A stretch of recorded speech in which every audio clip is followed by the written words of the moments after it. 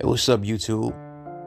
Shout out to everybody that subscribed to this new ROCSI GLENDONE channel, and make sure you like, subscribe, comment, all that good stuff. Today I'm gonna talk about my epiphany. I often get asked, when did I start writing, or what made me do the things that I do with the music and all that kind of stuff. And I feel like that's kind of important, especially when you want to become a fan of someone's music. It's easy to listen, but you sometimes you want to know that the artist is genuine and they're doing it themselves, because in this business you find out a lot of people's writing for each other, a lot of people's doing this and that. It's not really them. Everything's a marketing gimmick. So I just want to kind of talk about what made me tick in this music business. But as a songwriter, I think I'm gonna take it back to like the end of the beginning for me, because I came in off the Michael Jackson phase. But that didn't, Michael made me want to be an entertainer, but that's not what made me tick. It didn't help me. It helped me with my imagination. And it also helped me out with understanding music later on in life, but it didn't help the moment.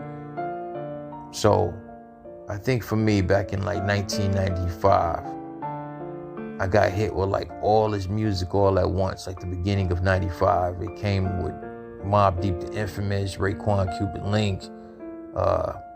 It just came with so much substance after coming from that whole Dr. Dre, Snoop Dogg era. Finally, something came that kind of spoke to me, and it was Nas, Illmatic. I'm not the biggest Nas fan, but I think arguably some would say Nas is the greatest MC of all time. He's definitely in their top 5, or he's definitely in everybody's top 10 around the world. And I understand. As of lately, I don't really check for Nas. I respect him, love his music to death, but I don't check for him. But I can honestly say in 95, before Jay-Z came,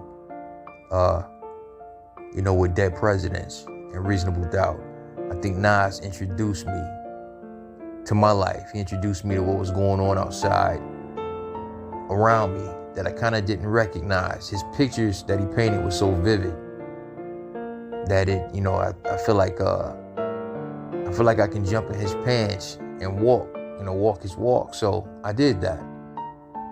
And hearing the way he would use, his language, after hearing Dr. Dre and Snoop, the way they use their language, I realized like, okay, there's more of an intellectual thing going on. And it's funny because I came off, I listened to a lot of Big Daddy Kane, Rakim in the 80s as a kid, but it still didn't do what it was supposed to do. But later on, I understood like Nas got a piece of that from a little bit of everywhere. And come to find out, Rakim and those guys kind of mentored him. Coogee Rap kind of mentored him a little bit. So yeah, Nas, for me as a songwriter, he definitely helped me with my imagination to not write the first thing that I think of, but try to say things in a different way when writing R&B and rock records and pop records and orchestra, whatever I'm doing. It always comes back to, where did I get my rhyme scheme from, or how was I able to create an emotion? So yeah, arguably Nas, Illmatic, one of the greatest albums of all time, also had AZ on an album, DJ Premier, Pete Rock, Q-Tip. It was just a great all-around, one of the best albums with the greatest production of all time.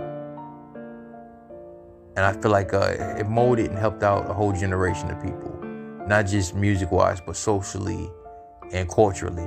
It definitely moved the culture to a whole nother level. So yeah, as a songwriter, I think that's when I had my epiphany and decided I wanted to properly understand how to write songs and what to write in my songs, and not to be stuck in a box. Even though Illmatic catered, I'm not gonna say cater, because it didn't cater to a demographic. It catered to everybody. But it definitely had more people that understood what it was more than others, those that were living and might have been involved in the street culture, but not really understood the capacity of how they were involved in the street culture. Nas gave you the language to understand what you were doing and really where you wanted to, where you wanted to take things. And I think when Jay-Z came, that's when a lot of people that were in the streets, Jay-Z gave them a standard. He gave us all a standard.